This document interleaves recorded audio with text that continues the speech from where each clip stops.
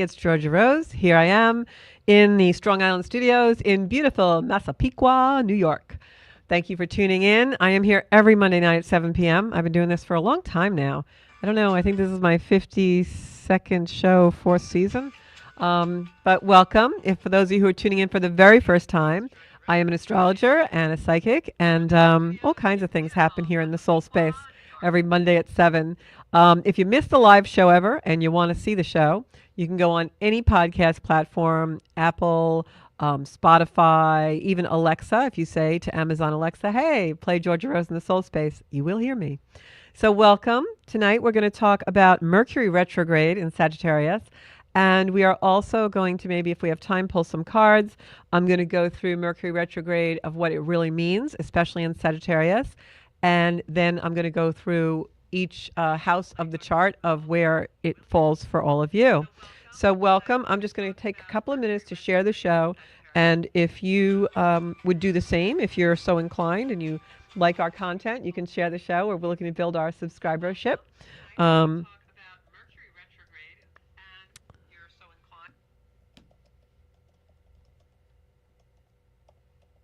There we go. Just going to share that to a few places. And yeah, let me see who's on. I'm going to go to the comments in a minute. So it's been quite a week. I have to say, I felt this Mercury retrograde way before it actually happened. Because as you know, when a planet is going retrograde, it has a shadow period sometime before, and then it goes retrograde. This Mercury retrograde is actually until December 15th, I think. I'll check that before the end of the show. It's going to be quite interesting because we just had Pluto go into Aquarius, which has a lot to do with this. So I'll get right on that. Just sharing one more place. All right. So here in the soul space every week, we talk about spirituality. We talk a lot about astrology because I am an evolutionary astrologer. But we also sometimes just talk about spiritual wisdom. We have guests sometimes, psychics, mediums, people who are just very inspirational with their life and what they've done. And so it's really always a fun time. So let me see who's actually on. I'm going to keep switching back and forth tonight between Facebook and YouTube because we started to really promote the show in the YouTube space. And we want to make sure that you guys can find us there as well. So if you have anything that you want to do, you can call into the show live. We'll put the number on the screen in a few minutes.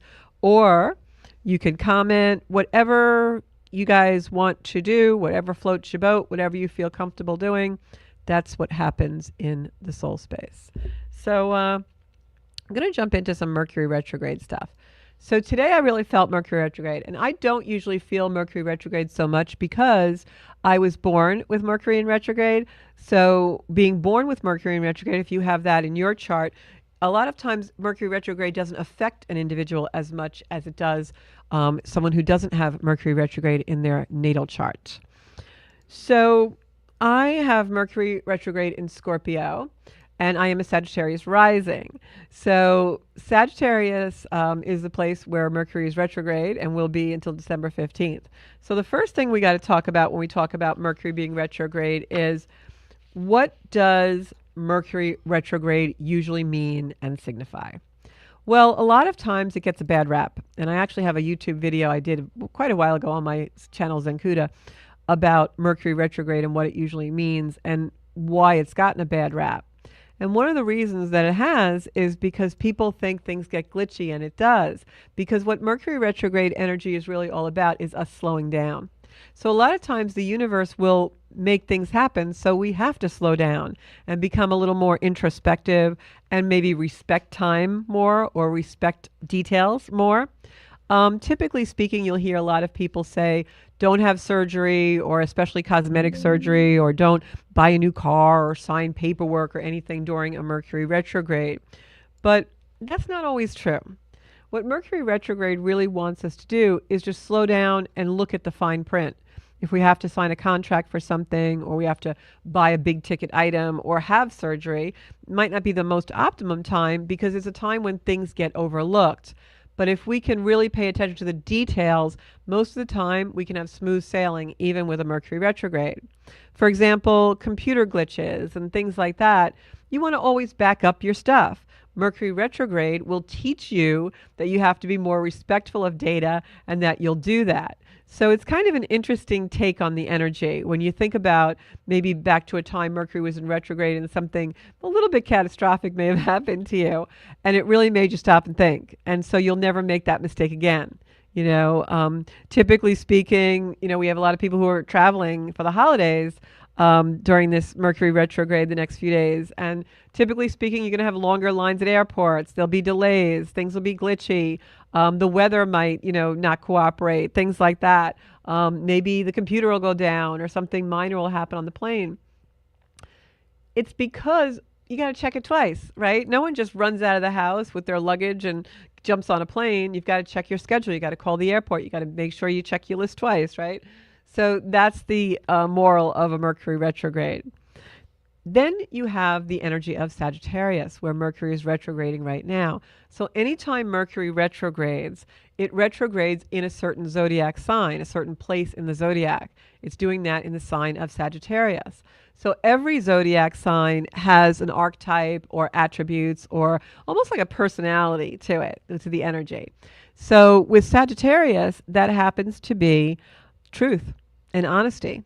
And Sagittarius energy is a broader perspective on things. It's higher learning. It is, Sagittarius is an energy, I always think of it as someone who paints with a very broad brush, right? A Sagittarius will do the outline of a beautiful painting and then maybe not always get around to filling in the space. Sagittarius is an energy that's very extroverted. It's exuberant. It loves to be around people and be in life and have a good time. And that's because Sagittarius is our truth. It's our personal truth. It's our honesty. It's what we're honest about. But it's also our belief systems. Sagittarius is seeking the truth in our own lives. Wherever Sagittarius is in your chart, whatever house, that's where you're really going to be a bugger for honesty. That's where you're really going to want to get down to the nitty gritty of what is true and what is not. So for the next little while, I would say between now and the close of 2024, we're all going to really be working on themes of honesty and what's true to us. Not just honesty in the sense of, is someone telling me the truth, but more deeper than that. This is a Mercury retrograde that brings in an energy of what is truth to me? What have I been told or conditioned or led to believe that maybe isn't really my authentic truth? And these things are going to start to come out in a very, very deep ways for us in the next few weeks. Now, I know that sounds really deep, but there's a reason for that. Pluto just changed signs and it's going to be in Aquarius for the next 20 years. So whenever Pluto, which is a very deep transformative planet, Pluto is the planet that encourages us to have deep psychological transformation. And it just went into a sign where it's going to stay for 20 years after being in a sign, Capricorn, for 15 years. That's a big energy. That's a big egress. It's a big energy of innovation, energy of change and new perception. So now we have this Mercury retrograde in a sign that's all about truth and honesty.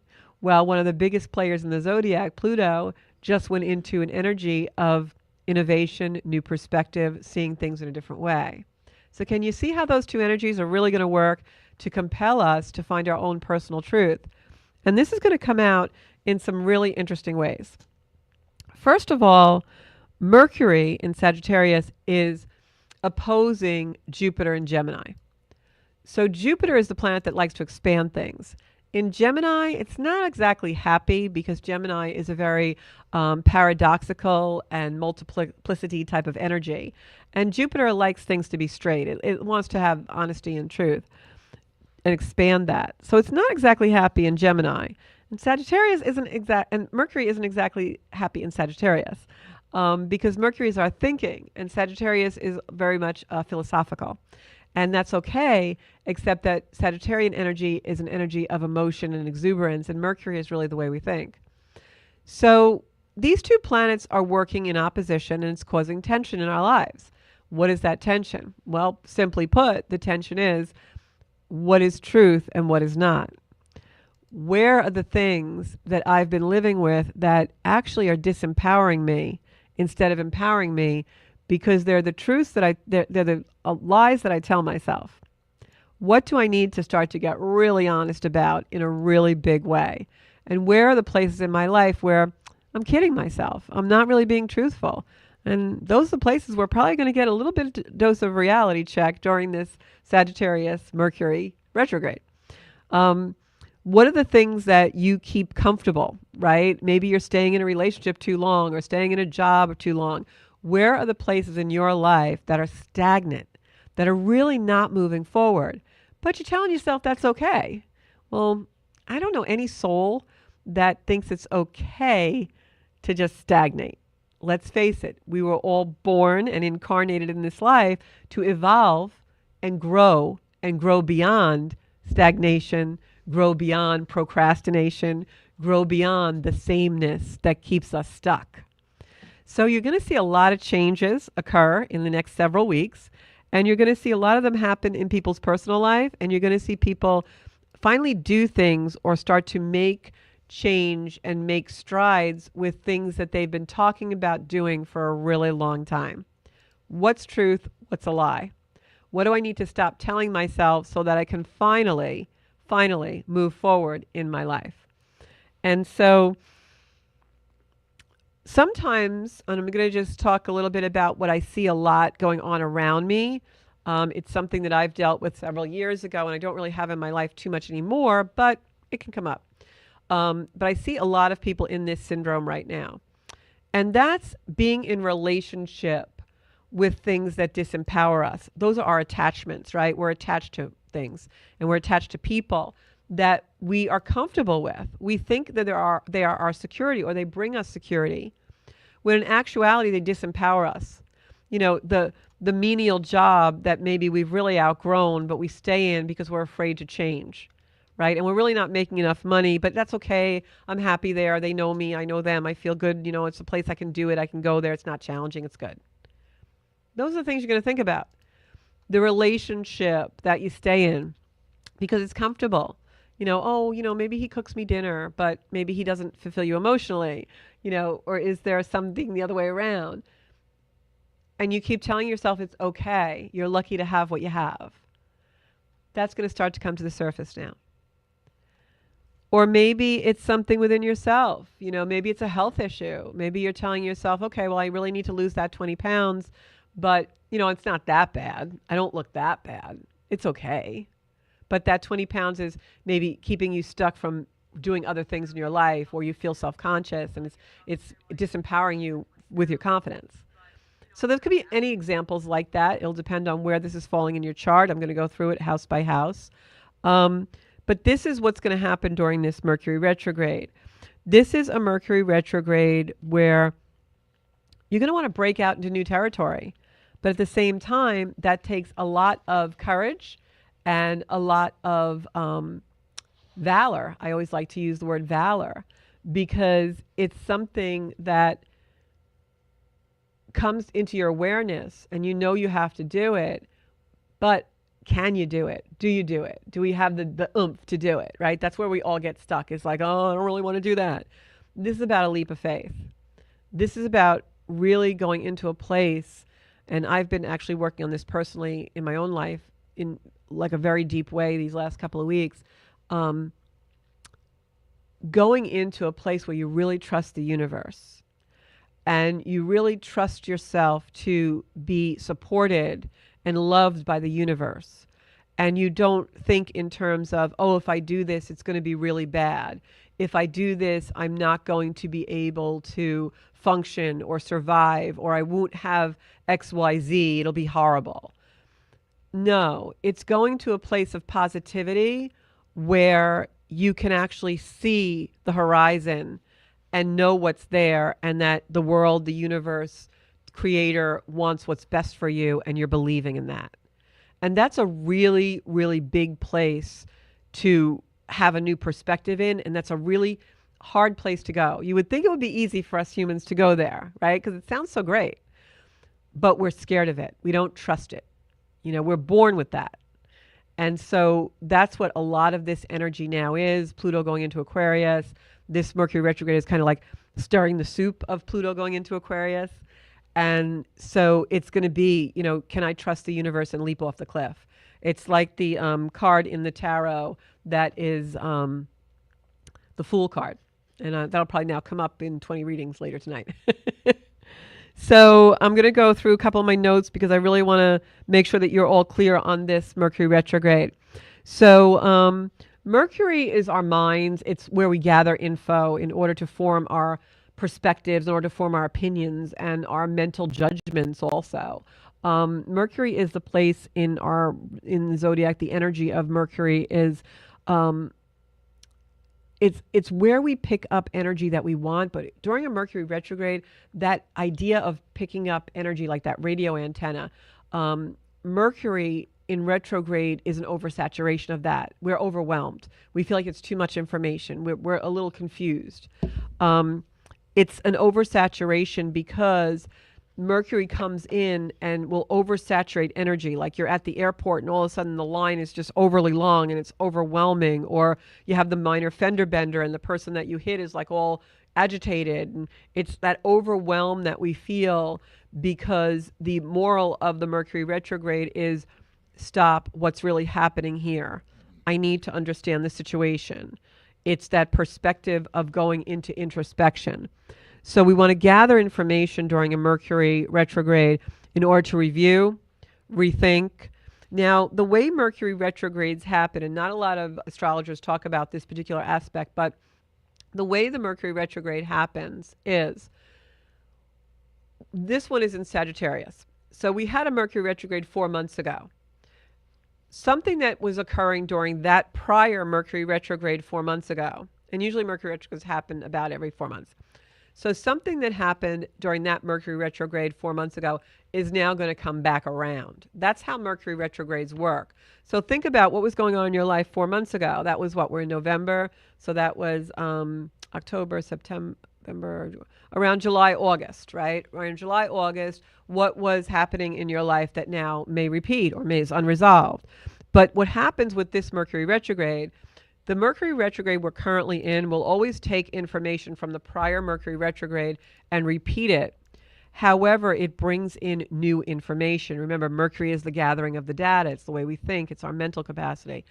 It's how we form opinion and reason and solve things. So the Mercury retrograde that's current will bring in something from the past Mercury retrograde, but give you new information that changes your perspective in order to problem solve and bring you deeper insights and deeper understanding. So think about the 4 months prior and do that with every Mercury retrograde that happens. Say, well, what was going on 4 months or 3 months prior? Look up the date of the last Mercury retrograde. So they're bringing to recycle for renewal. All right. So a lot of times people will ask me, well, if a relationship comes back in and it comes back around during a Mercury retrograde, like, does that mean they're the one? Not necessarily. Sometimes a relationship recycles because Mercury retrograde wants you to understand and see the detriment, or see where you're at fault, or see what you need to change in your life so that you don't repeat it again and again and again and again. Sometimes it will come in order for you to have clearance or reconciliation, either that the relationship works or that you're finally over it and you're not holding that torch.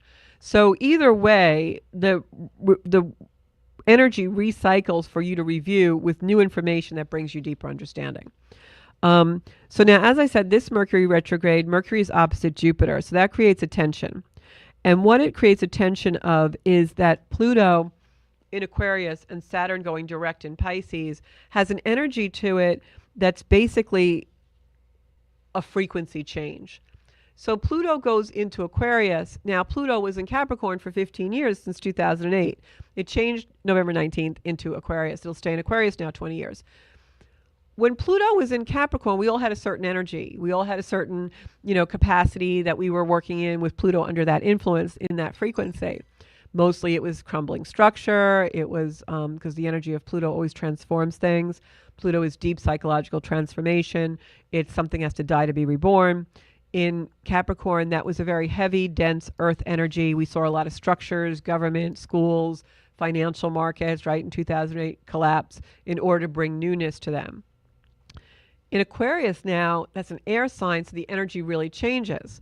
So it stands to reason then that anything that we were aligned with during those Pluto and Capricorn years is going to shift. We have a new frequency now. We are aligning with a new vibration with Pluto in Aquarius. So the things that really worked for us during those years from 2008 to 2024 probably aren't going to work so much for us anymore. That's a huge shift.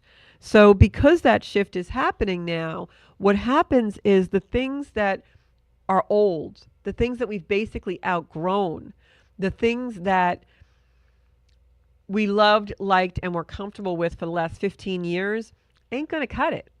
So this particular Mercury retrograde being in Sagittarius and all about our belief systems, the truth, being honest with ourselves, it's going to bring in a whole shift of newness and new frequency.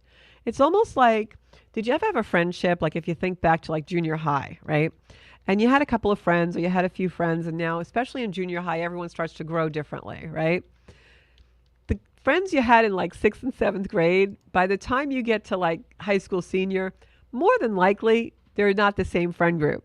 Same thing with, when you're in college, you have friends, and maybe some of those friends stay with you for your life, but it's going to be the ones you have commonality with, the ones you get married the same time frame, you have babies the same time frame, maybe you have the same career changes, you retire around the same time.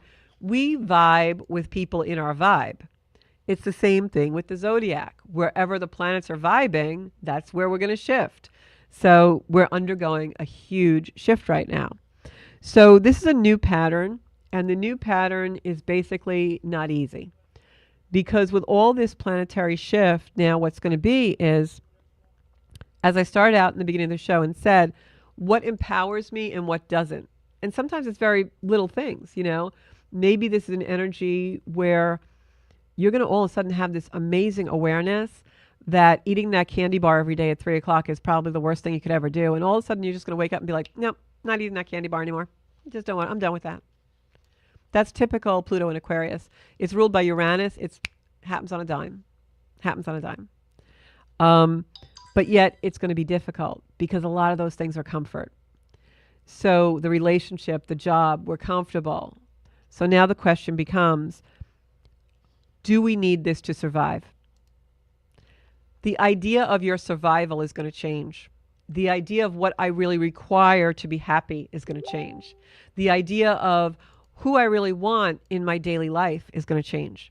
The idea of who do I really need to be around, like who really fulfills me and who really touches my soul.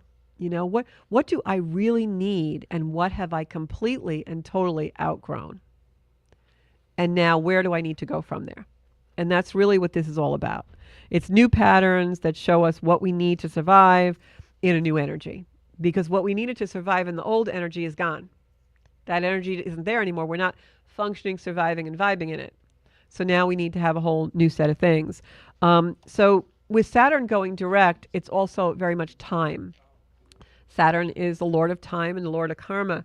And when Saturn goes direct, because it was retrograde for a long time, and now it's sailing through the zodiac, going faster.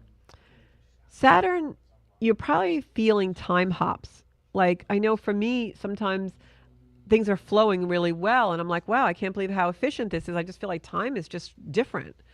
Or the opposite, where you're like, I can't believe it's only, 6 o'clock. I thought it was like 9 o'clock at night. And that's not just because of daylight savings where we are. It's because Saturn is playing with time a little bit for us.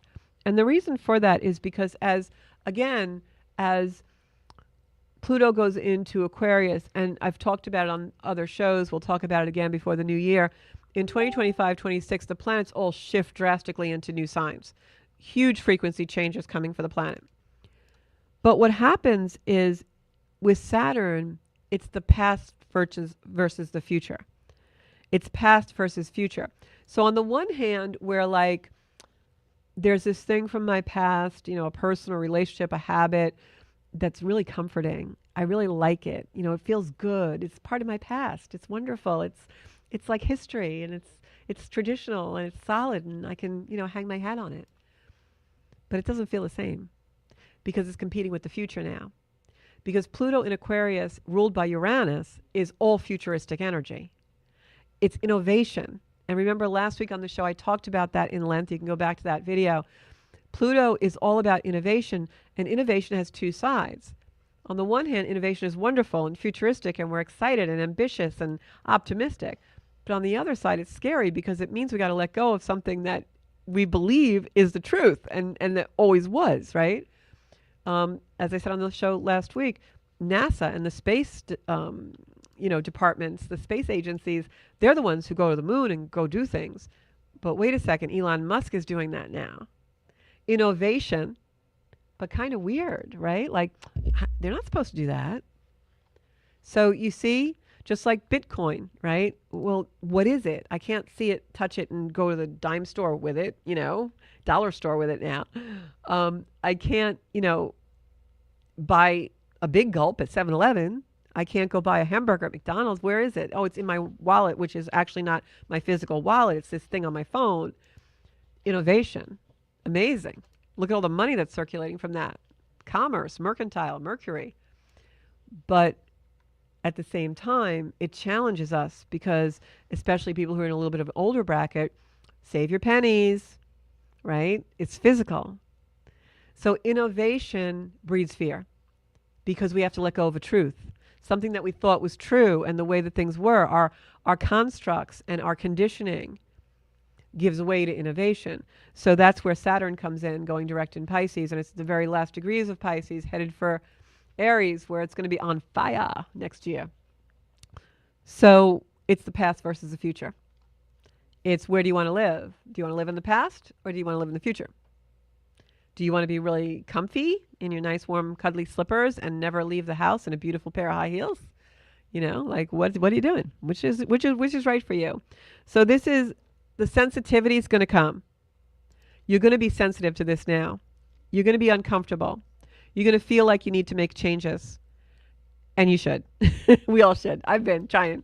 Some things I'm not so successful at, some things I am. But the sensitivity is going to come. We're going to need to release certain things. And the reason why we need to release is because we have to honor the new. If we don't honor the new, we're going to be stuck and stagnated, and no one's happy there. Not for any length of time anyway. So this is really about the frequency changing and wanting us now to match our own personal truth with the frequency that we're seeing out in a big, wide new world. This is about deeper truths, our ideals. It's about, during the Pluto and Capricorn years, we worked really hard to let go of certain things and allow certain things to crumble so that we can build them new. And now this is the time for that. It's the time to embrace the newness. And all that hard work that we do, we want to look at it, not just look back on it and say, okay, yeah, we did that. It was good. No, we want to look at it and say, where can this bring me? Now, where can I enhance this? How much more can I do with my life? How can I have a life that is well used, not stagnated, right? Live full throttle, as they say. So the second thing that's happening with this Mercury retrograde, and I know I'm talking a lot about it because this is a very important place in our world right now. There's a T-square that's forming between Saturn, Mercury, and Jupiter.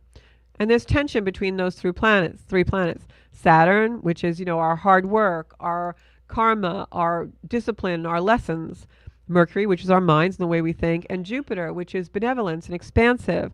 But Jupiter will expand anything it touches, but it's about philosophy, especially in Sagittarius, squaring Mercury in Sagittarius.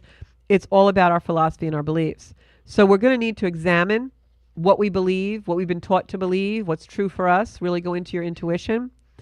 And our habits and our philosophies, like what are we really seeing that we need to bring towards the future, and what do we really need to let go of and let it be? It no longer works. There's going to be a blind spot there where for a little while we really can't see what it is that needs to be broken up. But we have to break something apart in order for it to be new. It's like, you take a big, huge block of ice out of the freezer, and it's a big block of ice, and you can't fit it in your glass, right? It's no use to you. What are you going to do with a big block of ice? So you got to chop it up. You got to break it apart. You got to decentralize it. And each one of those pieces that comes from that block of ice can go in a drink, can ice somebody's drink, or maybe even, put it on a boo-boo, or, use it to cool something down. But in that big block, it does not everyone good. But when it's decentralized and broken up, it can be utilized in so many new and innovative ways. So what do you need to break up in your life in order to bring it to new areas? What needs to be decentralized? Um, so slow down, review, come into the awareness of what is disempowering you and what you need to break apart and bring the treasure to the new way. And then all of this, once we start to really create the space for things to now develop new and the innovation in our own lives to come and our own truth and our own honesty, we're all so hooked into lies. We're all so into illusions, and we're all so into even telling ourselves stuff we want to hear. There's 50 million different news programs on that all are cater to whoever's opinion it is. There's no more like, everyone gets a fair time, equal time. No, now there's just networks that just cater to what you think. So how is that good for anybody? Isn't it we need to all share different perspectives and different point of views in order to really develop our mind and not stagnate? So maybe that's what you need to look at, is that you're surrounding yourself with everyone who dresses and thinks and does the same things that you do. And maybe you need to branch out of that. That's very Aquarian also, Pluto in Aquarius. So break out, find new territory, grow. This is an energy that wants us to grow, but it's deeply psychologically transformational. So you're going to be growing in deep ways with these energies. And then you're going to find the awareness, take the leap of faith. What do I need to be in no longer? All right. And I've broken a lot of things in my life just in the last few days and said, no, I'm not doing that. Do, do, do, do. Although I didn't say it that nicely, but it was okay. I got through it. So take your leap of faith. And what do you need to just say? No, no longer.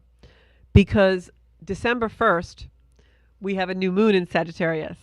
And that's when we all have a beautiful time. We'll do a ritual, do something. I'll give you guys a couple of tips.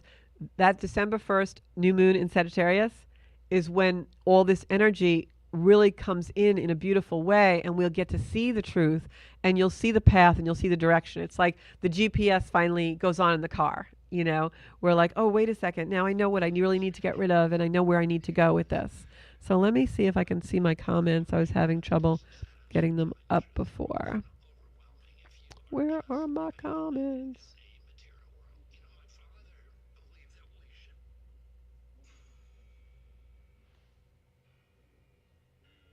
Let's see who's on tonight.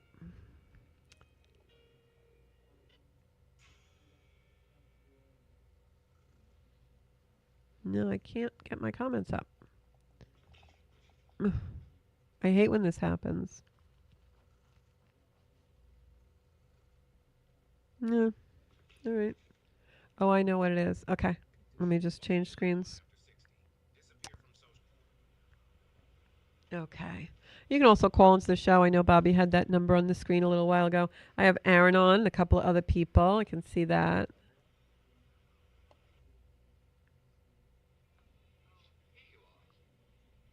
Why can't I see comments? Can't see comments. I'm sorry, guys. Bobby, I can't see any comments, so I don't know. It's just not working for me. All right. Oh, well, sorry, guys. I can't talk to you tonight. Oh, here we are. Okay. Cheryl, thank you so much for sharing the show. I got Cheryl on. I got John on. Danine's on. Hey. Yes, it has been a crazy week. Oh, Doreen says she's been brutally honest, particularly last Friday. Well, that makes sense. Last Friday, there was some things going on with the Zodiac, but I've been brutally honest too. I actually said something the other day, kind of like absent-mindedly, and it offended somebody, and I was so upset because I didn't really mean it that way, but that's the kind of energy. Mercury in retrograde also, guys, always watch your speech because people misunderstand and things get misunderstood. Hey, Sarah, how are you doing? Oh, Danine's an Aquarius. So Pluto's going to be in your sign now, Danine. So you are definitely going to have some rocking and rolling these next few years. And then Cheryl says, life is finally good again for Cheryl. That's good. I know you had a couple of things. But see, Cheryl, you are a perfect example because I know you got rid of things that were disempowering you. So I'm going to go through really quickly for everybody where this will be happening in your chart. So now you can get a free chart. Either go to astro.com or you can go on cafeastrology.com. You punch in your birth numbers and then you can, get your chart. So when you look at your chart, wherever your rising sign is, that's going to be when you look at the chart, the very first part of the chart, the first, like where you would start, the first house, that's your rising sign. And that's what you want to look at when you look online, especially if you're reading your horoscopes online, which I don't usually recommend that. But if you are, you're going to look at the rising sign. So Mercury, as I said, is opposite Jupiter throughout this retrograde. And with Jupiter opposite Mercury, they're what we call in a mutual reception because Jupiter is actually in the home sign of Mercury and Mercury's in the home sign of Jupiter. It's like they reversed in the zodiac. And that's why we are going to feel a lot of tension with this Mercury retrograde. Um, so I'm going to start with Pisces. Okay, we'll do it backwards. So Pisces, if you are a Pisces rising or a Pisces sun, this probably is going to be happening for you in your 10th house. So the 10th house of the zodiac is career and the way the world sees you, your external life. It's also 10th house in the zodiac for Pisces. This is where your Mercury retrograde is going to happen in Sagittarius for you. That is the area where we are attached to the externals in our life of the way people see us by our conditioning, by family of origin, by, it could be things that your belief systems as far as your culture, your schooling, things like that. So with this, you're going to want to kind of jump around a little bit at work. This is an area where you're going to be reworking. Don't forget, Mercury retrograde is all about revision, reworking, reflection. And this can be a delay or a setback for you in your career house. It doesn't have to be. I would say it probably will not be if when you're working and you're at work and things that are going on at work, if you pay a lot of attention because things can sneak up on you during a Mercury retrograde. So for my Pisces people out there, there'll be shifts in your workplace. If it's something that's controversial, try not to weigh in on it. Just kind of take a back seat, let it ride until after December 15th. It could also be how you do your work, what work you're doing, the environment that you work in. This could also be things like you want to shift in vocation, like you're not really happy with the kind of work you're doing, so you want to shift it into something more meaningful for you. That could also happen. But just look for changes in your career house and, where you're working, things you're working. If you're looking for a job during a Mercury retrograde, that could be delayed, but it could end up with you getting the job you really want, or a job that you went on 4 months ago will now come in. So this is really about work for you. If you're an Aquarius rising, this is happening in your 11th house. This is friends, community groups, allies, organizations. This is things that are going to change, reflect on the organizations that you're in. Is it really places you want to be? Are they empowering for you, or are they disempowering? Aquarius, for you, especially with this happening in your 11th house, Aquarius rising, you want to really look at your groups and communities and really make sure that not only are they in line with your belief systems and really what's honest to you, but you also want to make sure that the people that are surrounding you aren't mocking or making fun of your belief systems, that you really can be who you are and authentic there. That's going to be a really big deal. This is more of an unconscious type transit for you. This is also can be messages. With this happening in your 11th house, it's going to be, you're going to have an awareness of the people around you, and you're going to start to see some real subtleties that may make you change your perspective on a few things having to do with groups and people. It could also bring in new communities, or something that you were doing 4 months ago or 3 months ago. Now it comes back around and it ends up working in your favor. And for Capricorn risings, this takes place in your 12th house. The 12th house is more of a subconscious house. It's really like a soulful house. Whenever we have transits to our 12th house in the zodiac, it brings about deep psychological transformation and meaning. I would watch for synchronicity. Also watch for messages, like almost like intuitive or psychic messages. You may feel highly psychic during this time in regards to getting messages about your philosophies, belief systems, and what's true to you. The dynamics in your life can change as far as relationships, especially with yourself, like within yourself. like you really start to see truth, and you start to see um, how people are being truthful with you or not. And the illusions really get dispelled in this energy. Um, there's a time to also look at what's hidden for yourself. Like, what is your hidden belief systems that you don't really talk about, that no one knows you really believe? It might be time to, bring those to the surface or make yourself a little more authentic. It's a great opportunity to review that and really look at what is those subtleties that are influencing your behaviors, disempowering you and empowering you, and make sure you're bringing the things that empower you to the forefront. This Mercury retrograde will bring those to a head for you. Sagittarius rising, that's me. This is happening in your first house. So this is a time of self-reflection, particularly regarding behaviors, attitudes, and health. And not just your physical health, but your mental health. When Mercury is retrograde in our signs, especially if you're a Sag and it's happening in Sag now, this is going to be all of a sudden you realize the toll certain things take on you mentally in your mental health, because it's about belief systems, and it's about ruled by Jupiter, Sagittarius. It's all about bringing good things into your life. So when this Mercury retrograde comes in, you're probably going to be doing a personal review and really looking at what's healthy, what is your concept of health, and how do you communicate about health?